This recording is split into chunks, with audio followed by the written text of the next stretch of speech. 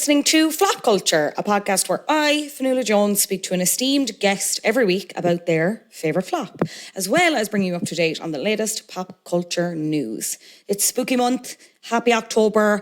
All of this month's flops on the main feed will be spooky adjacent, I will say.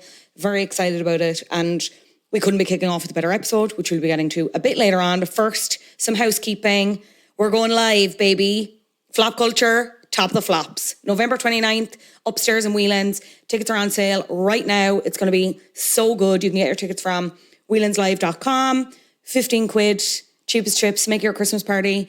We'll have some flop faves joining us. We've got Carla Kay, we've got Padraig Wilson McCarthy, and we've got Owen Keane. I'm bringing out the big guns.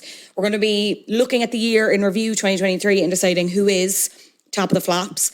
This is not being recorded, so this is a one and done opportunity to come see us, have a laugh. I will be figuring things out as we go, but it will be great because I have great guests and I love them and I'm really excited to be in a room with them and be in a room with you guys. So if you want to come along, whelanslive.com. Much appreciated.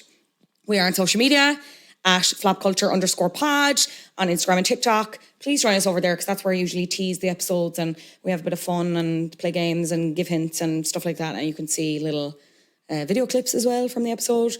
Ratings, so important to help get us out there. If you leave a 5-star review on Apple Podcasts and your nickname, I'll actually give you a bespoke bop or flop recommendation at the end of next week's episode.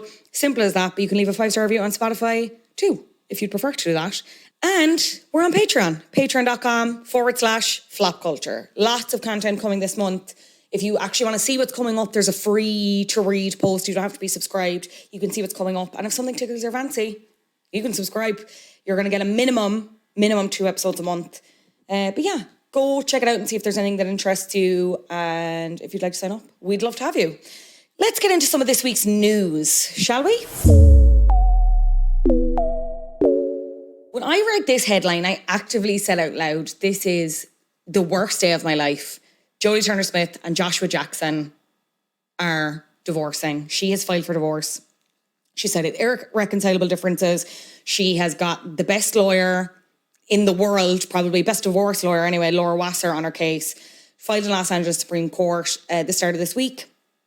And their date of separation is listed September 13th, which is kind of significant because they were seen out for her birthday, but she put up this carousel post for her birthday and Joshua wasn't in it at all. And there's kind of references to love and stuff like that. They share one child, Juno Rose Diana Jackson, which is, the biggest slave name if I ever heard it. That child is going to be so cool.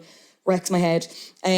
But yeah, this kind of caught me in the windpipe, but then it made me think, am I the problem? Yeah, I probably am. Like, why do we elevate these celebrity couples to such an extent and have this parasocial relationship, I think, with the concept of their relationship, not even with them individually. Now, I will say I'm obsessed with Jodie. I think she has some of the best style in the game. I know Joshua Jackson is very important to people because he played Pacey in Dawson's Creek.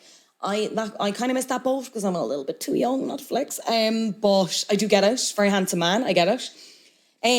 But yeah, now, there's an argument to be made, again, that they were very proactive in putting forward this image of themselves as a couple. It's really whirlwind romance. Anytime they spoke about each other, they were like obsessed with each other.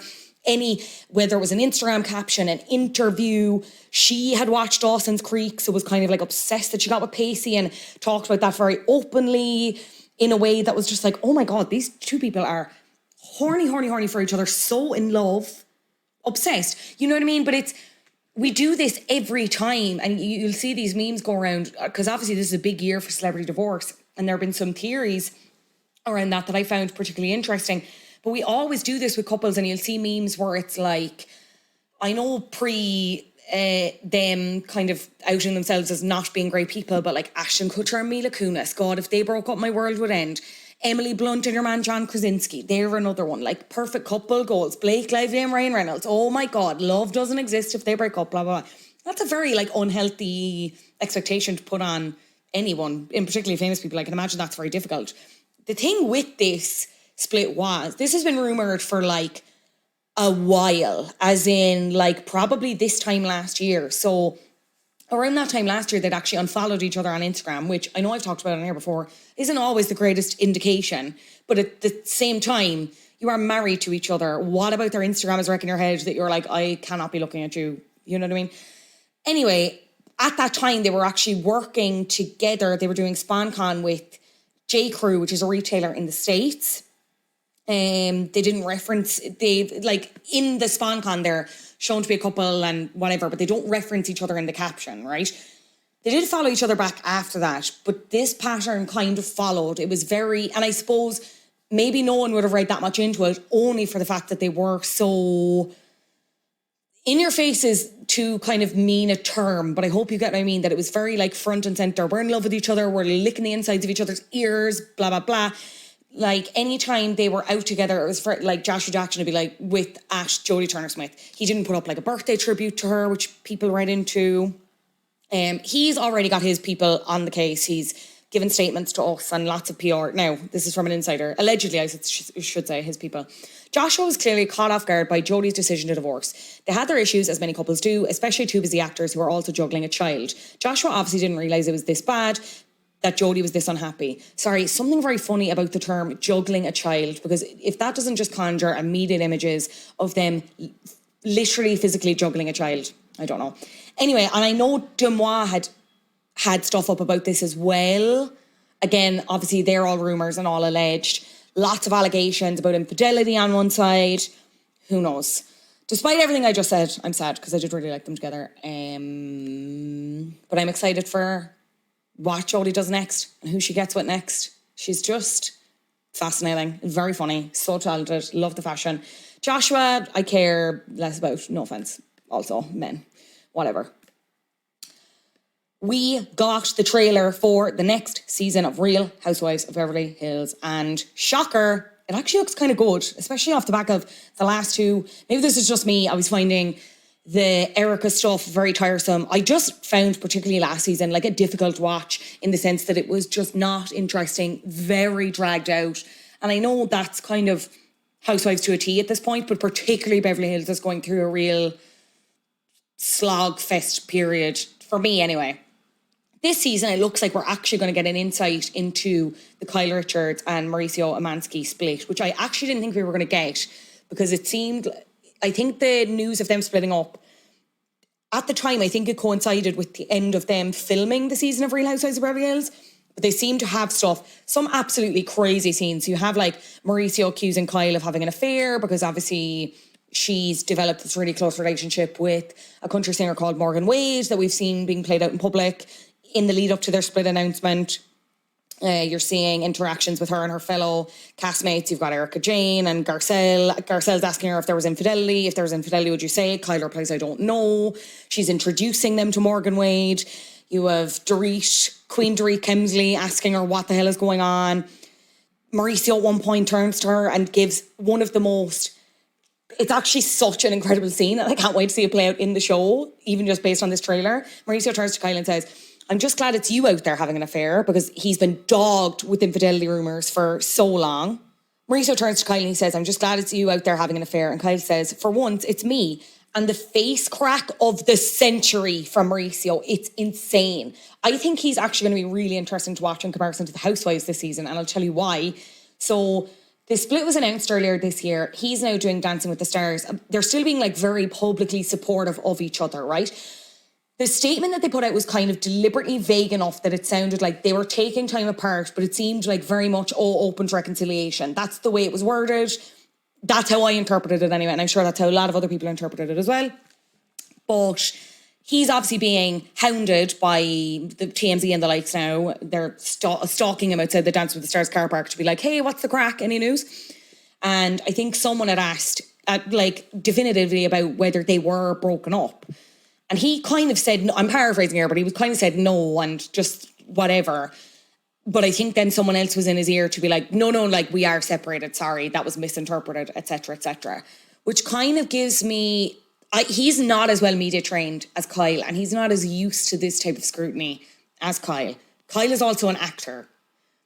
There could be arguments about how good an actor she is, but she is an actor and she can act at a basic level in a way that I don't think Mauricio can. So I think watching him this season, I think it's going to be interesting. And I think it's one to watch out for: reactions, interactions, things he says, stuff like that. So the one scene that I found insane, but like kind of not insane, because it's just so Kyle Richards, this whole scene of them sitting down with their daughters and clearly telling them that they're splitting up. And, you know, Kyle's like, we're a very strong family and we always will be, nothing can change that. One of their daughters, their youngest daughter, is like a teenager. And to be seeing that documented in this way and playing out in this way is kind of dystopian, weird in a way that I just can't even relate to, fathom or imagine, to be honest. But bloody makes for great television. Am I right, girls? Camille is back. Camille Myers, Nee Grammer, Denise Richards. We never thought we'd see her again, but here she is. I need it to be good. These next few months are going to be good for Bravo fans because we've also got Real Housewives of Miami. Not one that I've watched, but I hear from Housewives fans. Whopper, apparently. I will jump in eventually. I'm currently trying to catch up on Potomac, Real Housewives of Potomac, to be up to date with the current season, which is also coming, I think, end of October, start of November. So Housewives fans, we're going to be eating good. If you want to watch The Real Housewives of Beverly Hills, the new season, season 13, premieres October 25th on Hayu. I'm very excited. Right. From houses in Beverly Hills to houses of a different kind, let's get into this week's flop. What happens when a first-time director attempts to remake an already previously adapted slasher mystery horror featuring a star-studded teen cast that also includes a very divisive heiress? Well, many critics and viewers turned their noses up at it. One flop culture listener got in touch to say that she walked out 20 minutes into the film upon its initial release. But today's episode will be making the case for why this isn't the flop many perceived it to be at the time. Joining me to discuss the 2005 film House of Wax is podcaster and author PJ Kirby. PJ Kirby, it is such a dream to have you here today on Flop Culture. How are you doing? It's a dream to be here. I forget when the lads are here that they can like clap and stuff. You're our audience. Woo! I dressed up for the occasion. Look, the t-shirt. I whipped out, it says Flop Era for the listeners at home. I'm moving house at the moment and I was like panicking before I got here. I was like, Jose, where is my Flop Era t-shirt? This is of crucial importance. But we got it. And it's cleanish. Perfect. All other guests, take note, please. Yeah, there you go. Dress for the podcast you want to be on, not the podcast that you're not on. Anyway, that was an awful segue. What flop have you picked for this spooky season? So I've picked my favourite horror film of all time.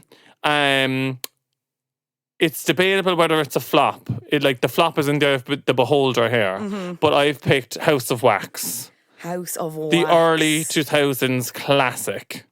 I had never watched this before watching it for this podcast. You are looking at me disgusted, and actually you responded disgustedly when I said this to you and we were texting. I was about to block you on WhatsApp because I was like, how did you go the whole of the early 2000s without watching? Have you watched it? Yeah. Listeners in the booth.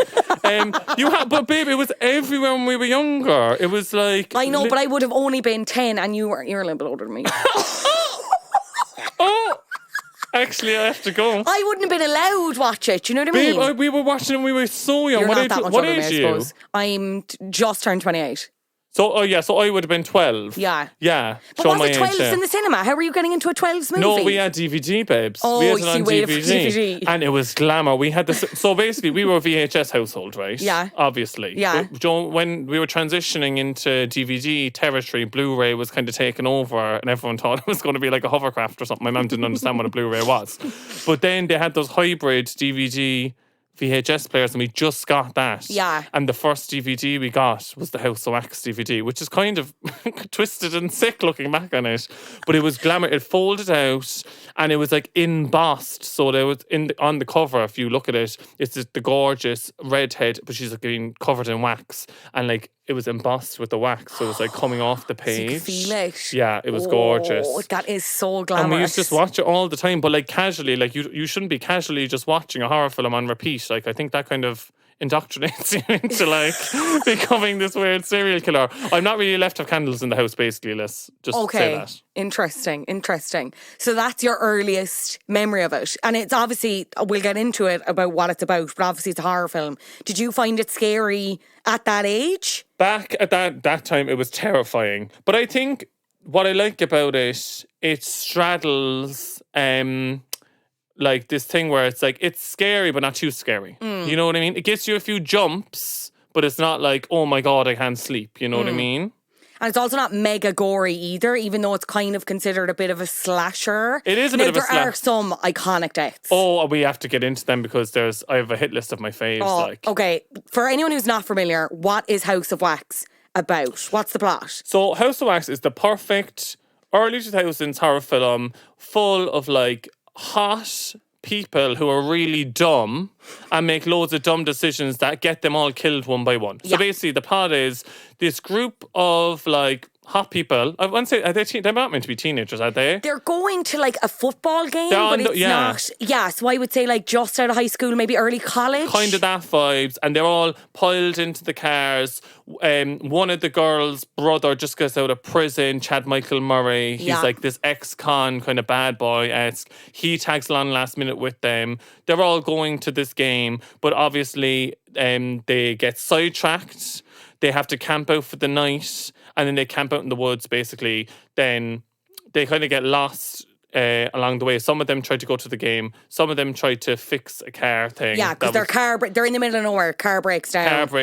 This fella finds them and is like, well, I can bring you to the nearest town and you can get a belt or whatever. So as you said, two of them go off. Elijah Cuthbert, who is like the sister, and her boyfriend at the time, who's played by Jared Padalecki.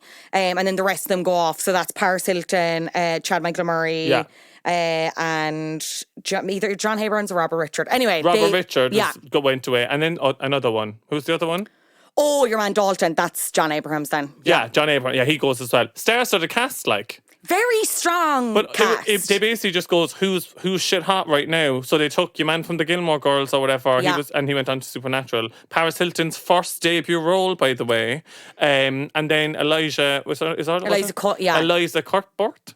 Very hard second name to pronounce. Former flop, because we talked about happy endings before. And she was in Girl Next Door, isn't she? Yes, yeah. So basically, hot naughties people. They were all. It was stars of the cast. So Elijah. What's her name of the thing? Oh, I don't know. Something. Anyway, it doesn't matter. Who cares? Eliza and your man, Gerard, her fella, they go to the town. His name's fully.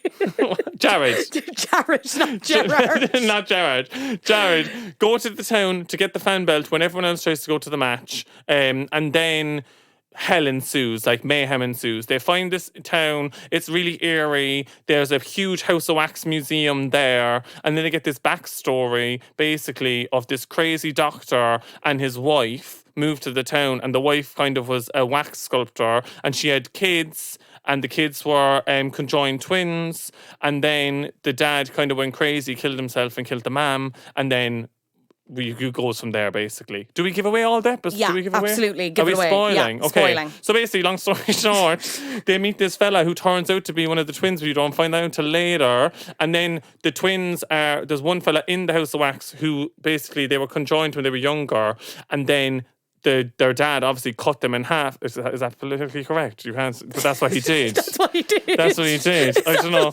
But like, I'm like, if you're a conjoined twin listening, like you can be conjoined. I don't know, whatever. But basically, he two people who are not doctors talking on a podcast. Yeah, perfect, yeah. Brilliant. So basically, he separated conjoined twins. So one of them had half a face that obviously filled with wax. They just filled half the face with wax. He has a wax mask. And then the other one is just a big ride prancing about the town. So he kind of lures in the people, and then the other fella turns them into wax sculptures in the museum. Yeah.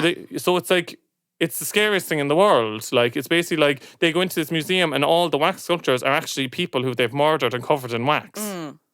Terrifying. It's like, I can't go to Madame Tussauds anymore and look at it the same because, like, that's terrifying. It's like Harry Styles is alive under there. Yeah, literally. You know what I mean? Set me free, girls.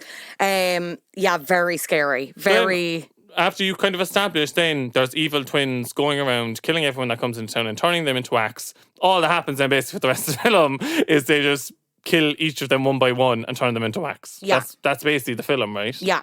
Carly is your one's name. Like Cuthbert's character, yeah. So Carly and the brother are then trying to escape because she's like almost turned into wax, but then he, Cops, is able to free her. But in the meantime, all the rest of them are like either caught by the mad brother who's like turning them into wax, or like yeah, your man Dalton goes into the wax museum and your man captures him and he comes to an absolutely gruesome death. It is Yeah, so the first death is your man Wade, the boyfriend. Yeah. Wade is Gerard, the actor Gerard from Supernatural, right? Yeah. Yeah. I'm not even going to correct you on the pronunciation of his name, but yeah. Jared. Supernatural, Gilmore Girls, yeah. Jared from Supernatural is Wade in this thing. And it's your one's boyfriend. And he dies first, right? And everyone's always like, that was the most gruesome death. And I don't think it was. No, absolutely not. It wasn't. No, so, but basically the one thing, and me and my sister used to watch it all the time and be like, oh, I love when he's in, not in love, obviously, but this is like, it's a bit of the horror film that you're like, oh, he's also, number one, he's a nosy fecker.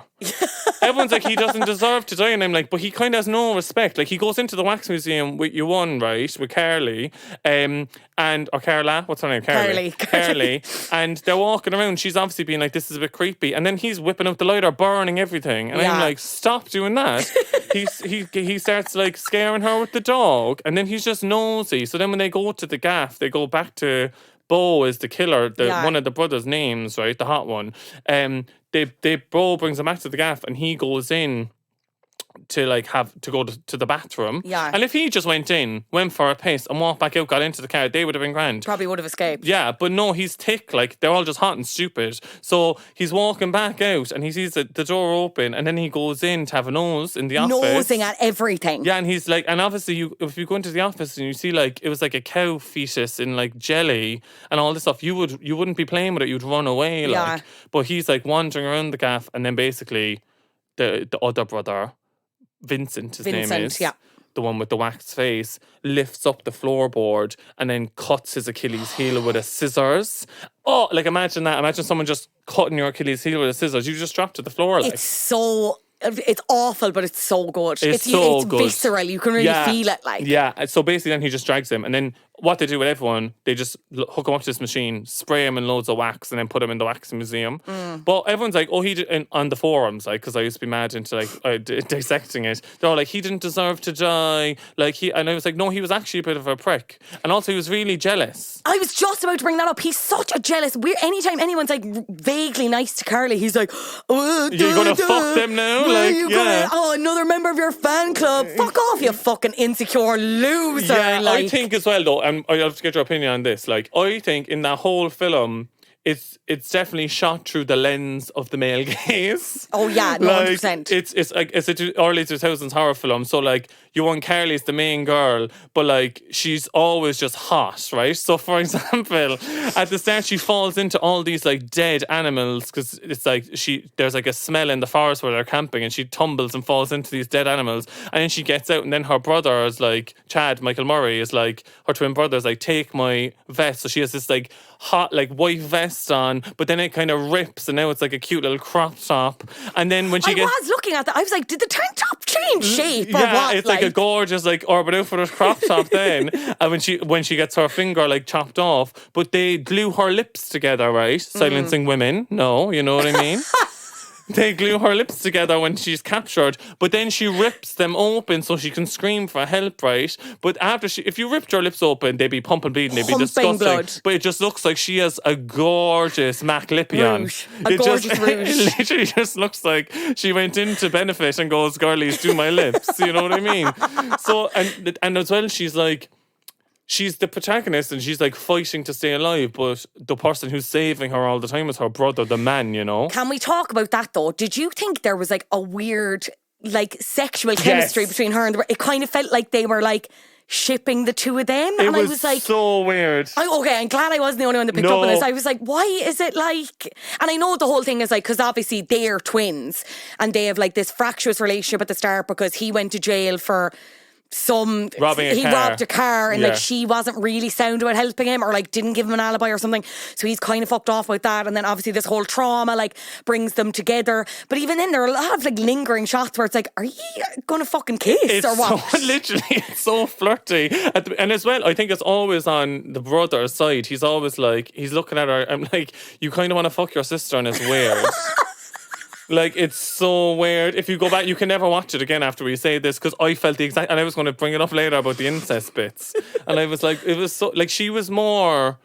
flirty with him than she was with her boyfriend. Literally, I was like, there is not a spark of chemistry between you and poor Wade. Actually, no wonder Wade was fucking jealous because he wanted to get up on your fucking brother that you wouldn't even help him out of jail. What? Yeah, it was mad. It was so funny. But yeah, so then there's everyone's dying, obviously. Yeah. So they're kind of like running around this town and they're slowly realising that everyone in the town is wax, which I would have come to the conclusion a bit earlier. When they went, so there's an animatronic at the window that's like opening things. So at one point she's like, there is someone here, like they'll help us. And then they get to the window and it's like, oh, she's made of wax as well. I'm like, we've wasted probably 10, 15 minutes on this that you could have like hightailed it back home, you know what I mean? 12-year-old PJ was like, what? Oh my God, I thought they were going to be sick. I remember my mind was blown. Gagged. And also when they go in, so basically at the beginning, when they get to the town first, her and the brother, Carly and her brother, who may or may not be having sex with, you know, who she may or may not be having sex with. And when they get to the town, they go into this church, and that's where they first meet Bo the killer, but he's like at a funeral, and you think it's like a funeral. He comes out and like brings them to his gaff, and later on, when she finds out like, oh, he's the killer vibes, she runs back and she's trying to find help in the church. She goes in, everyone's made of wax in the church, and I just think what I love about this film is they're trying to make it a funny horror. They're trying to make it a serious horror film, but there's like really funny moments in it, like in the church, like the killer's looking for her, and then he finds her. She's after hiding underneath the priest's like gown, so she's like hiding underneath the priest's skirt, and then he's like kind of grappling for her under the priest's skirt, and she's like, ah, and she's trying to get away from him. Like, this is hilarious. Oh, it's so good. It's just, I Can we love just it. have a quick moment to talk about Paris Hilton and how it was? Just about to say, Paris Hilton, her debut role, as you said, she's not bad in this. I would actually say she's good. I would actually say, where's her fucking Oscar?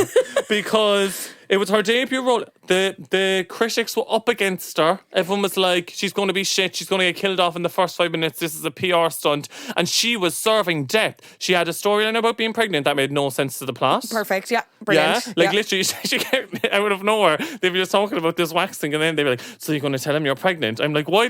She's like, I don't even know if I'm pregnant. And he's like, let's have sex. She's like, I need to tell you something. He's like, no, let's just have sex. The pregnancy thing just didn't need to be a thing. What was that literally. about? The characters are like so underwritten, but the performances are really good. And like she's kind of playing herself, but she commits. Yeah. Like she commits to that whole thing about like is she pregnant? Is she not? Her final scenes, like I believe she's scared. You know what I mean? I was like, she's an actor.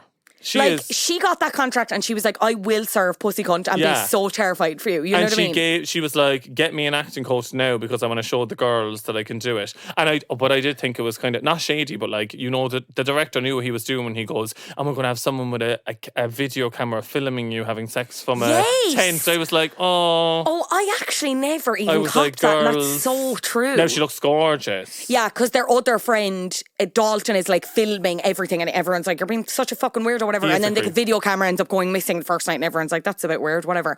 But yeah, he's like filming them kind of in the tents and being a little bit of a pervert.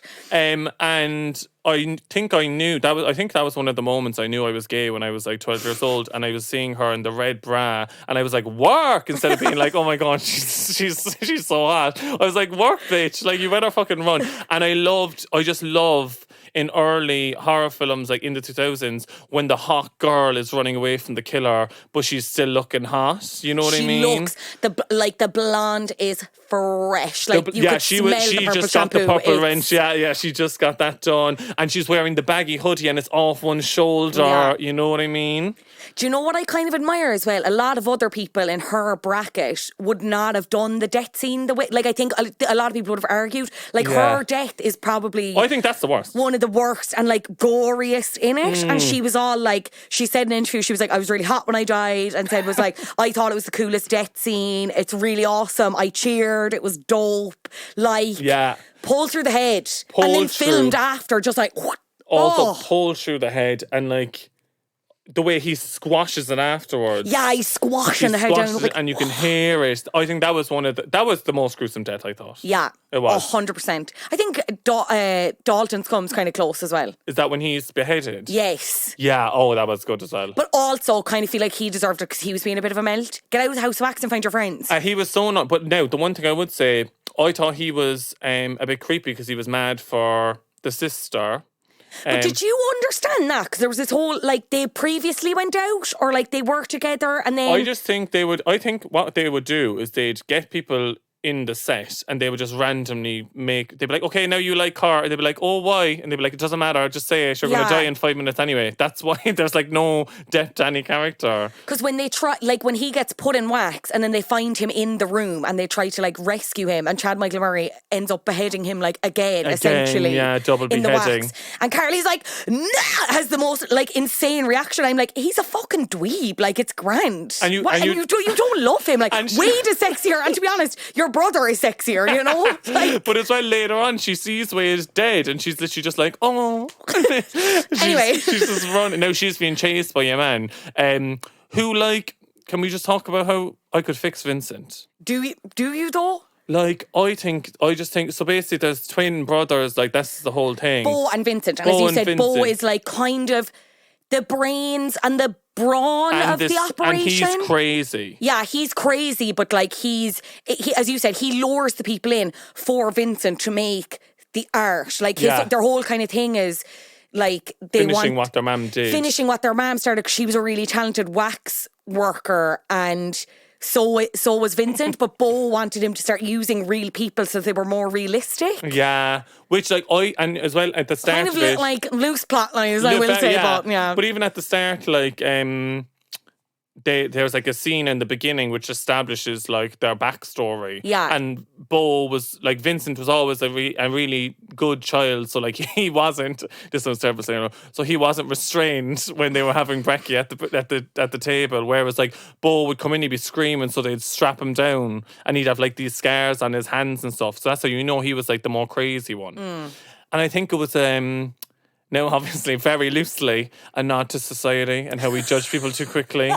Like, we let the handsome guy get away with murder, you know what I mean? Whereas the kind of cute, obviously he was still killing people and turning them into wax, but he was a gentle soul, I thought. Yeah. Vincent was a gentle soul. I thought, you know, the end scene where like Carly's like talking to him and she was like, this isn't you. I was like, if this fucking convinces him now, I'm going to snap. And it bothered some time, but I'm glad he wasn't like, oh, actually, yes, maybe I could be reintroduced to society. Perfect. Yeah. When she goes, you're an artist. I was like, Jesus Christ. I was like, that's not going to save you, babe. My mom talked to me about the podcast.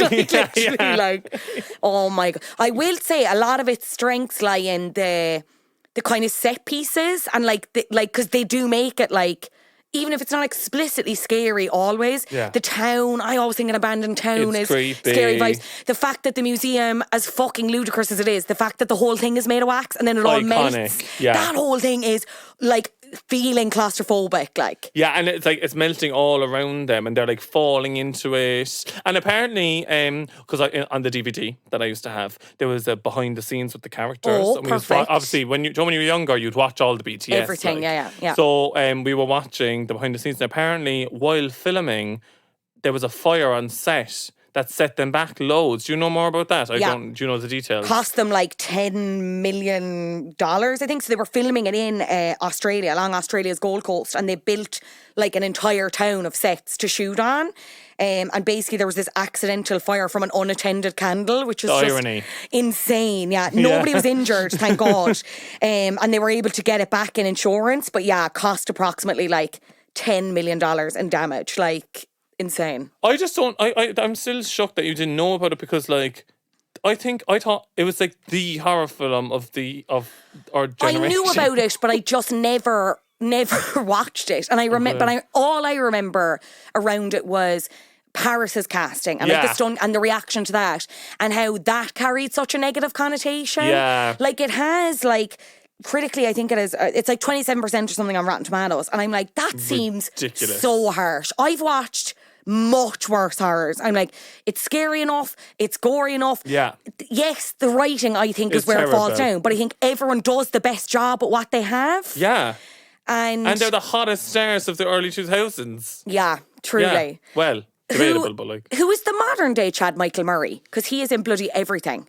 Oh, who is the? I don't know. Also, is he not just Justin Timberlake? Yeah, but like from which? Yeah. That's so mean, isn't it? Yeah. But it is true, though. You know what I mean? Also, and this is me going to kind of segue my way in to try and get back here for another episode. Okay. Chad Michael Murray has I think it's a 9-episode arc on Riverdale. Yes. So I'll bring him back up when we do the Riverdale. I need to. How many seasons of Riverdale are there? Too many. Yeah. But they're free now. I do really want to watch it though, because it's such a quintessential flop. It gets so insane towards the end. It's like... Where they're all singing and they're like, here's to Ronnie and Archie and Betty.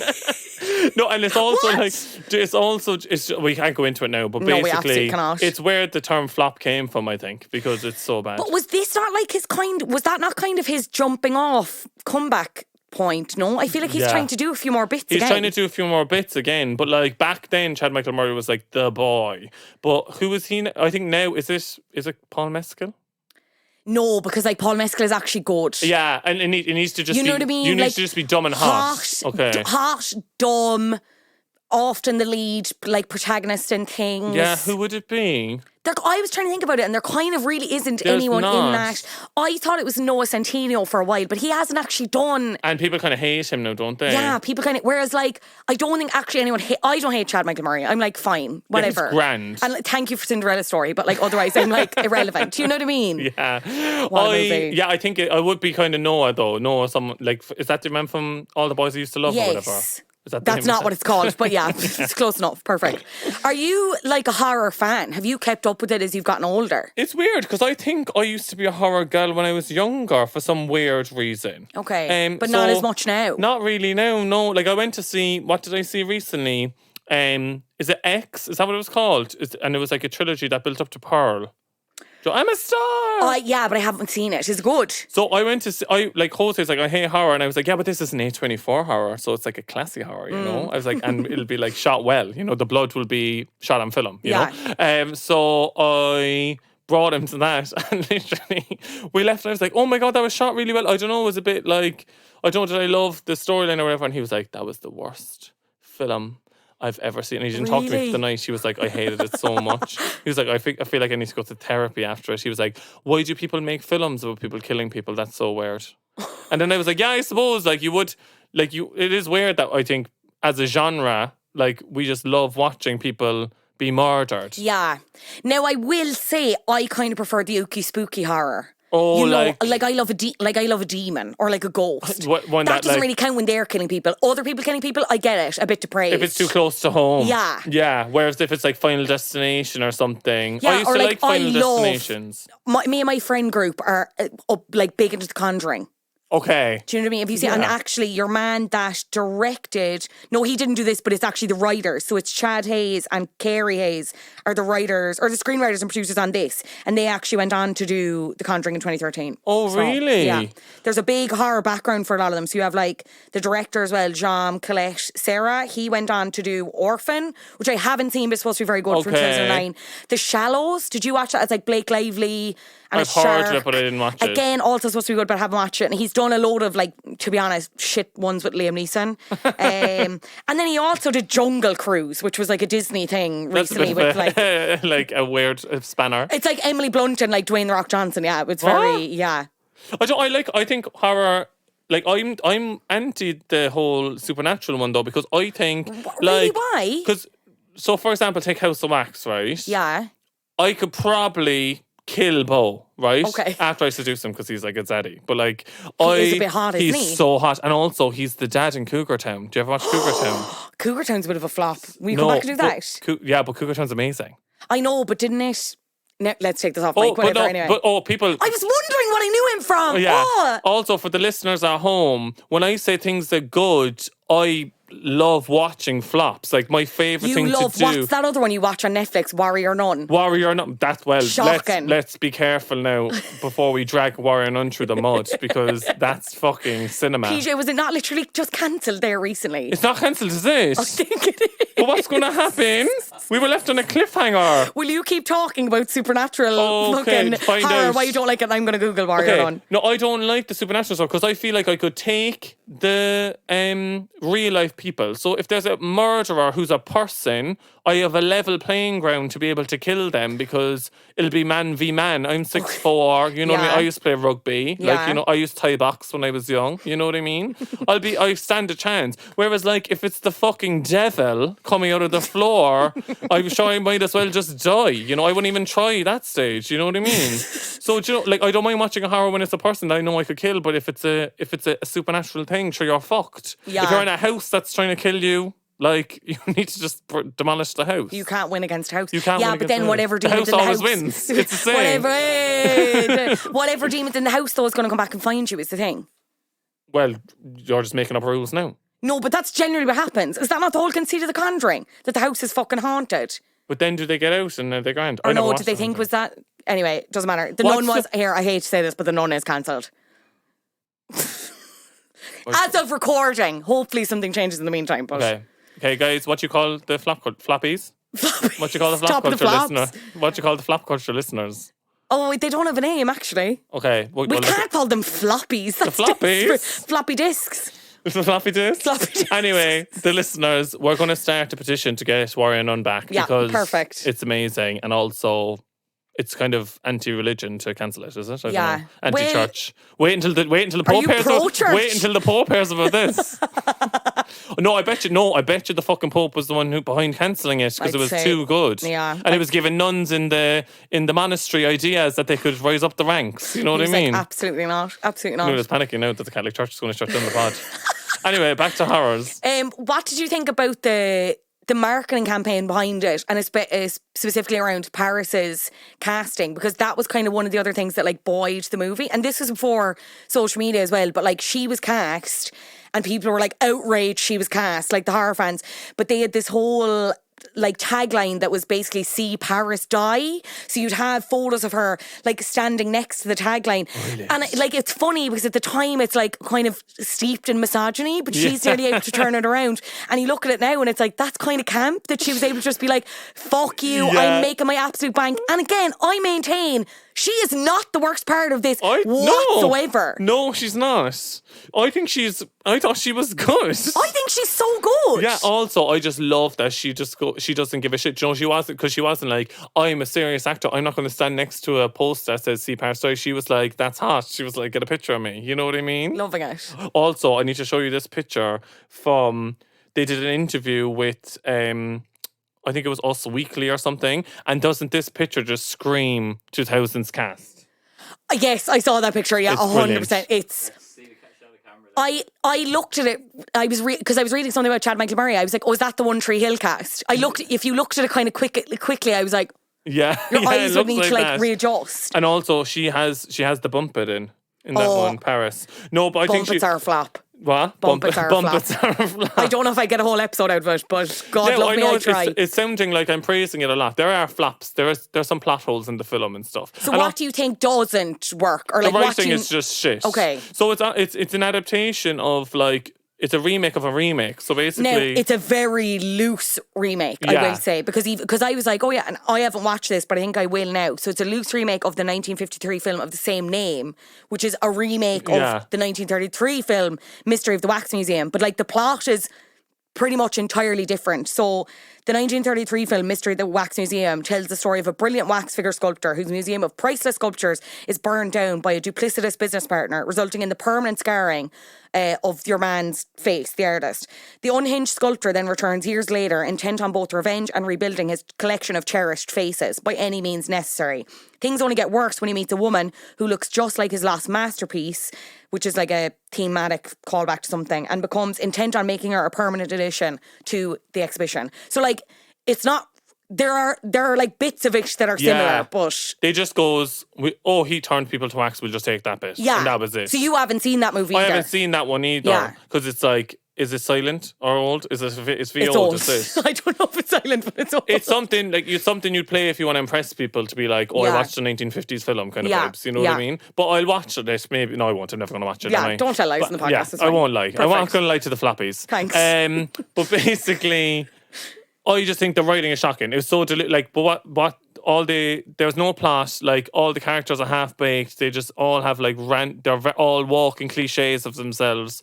So that's where it's a flop. But then it gets itself back because they're all hot pop culture icons of their time in this film. And then the set and the production was really good for like 2005, you know, except there's one scene at the end. Is it the end where the house is melting and they're on like the ledge of the wax and it's falling? Yeah. The CGI The CGI is like shocking. Grand Theft Auto Vice City. MS Paint, like, yeah. MS Paint. Yeah. And I'm just like, director, in that instance, well, maybe back then they were like, this is the best thing ever. Cutting but edge, like, yeah. in that instance, I don't know, cut to an eyeball and have a reflection of fire or something. Yeah. You know, don't do a wide shot of the house melting if it's going to look like that. It was like roadblocks, like. It ends on a bit of a not twist is the wrong word. What am I thinking of? That's the thing. Cliffhanger, yeah. But so also, does it? Okay, so at the start of the film, when they're brought to the town by this guy who kind of gives creepy, weird vibes, but drops them off, and there's kind of no more said about it, and we don't meet him again until the very end of the film, where it's revealed that he's like the secret third brother that nobody knew about, right? In which Carly kind of also cops herself as they're like driving away with the brother Nick, and they're like processing the trauma, whatever. So like with that in mind, if there ever was to be a House of Wax sequel, what do you see it looking like? Who would you like to see come back? Who would you not like to see come back? Do you think that's why they did that so they could do a sequel if they wanted to? I kind of think so, but like any time I've Googled it, it's like, no, absolutely not. We're never doing a sequel. Yeah, because no I was word looking as well. But as well, like, again, number one, when they're in the car with that guy at the one of the third brother at the start, that taught me don't judge a book by its cover, because they're all freaked out in the car with him and they think he's going to kill them, and then he's like, oh, I was just trying to be nice. But then at the end he does turn out to be like one of the killers, so actually maybe do judge a book by its cover. But if it was to be a sequel, well, they're all dead, so the only people that could come back is Carly and her twin brother.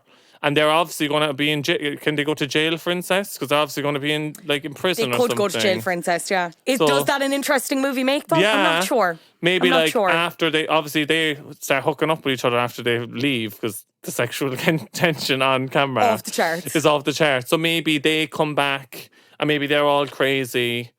I don't know. No, I think what could we do? Could you do pre? Yeah, this was literally what I was just about to say. So the writers, Kerry and Chad, actually said they've no plans for a sequel, but they would do a prequel. We did float the idea of a prequel after it came out, but the studio's response is it didn't do any big numbers at the box office.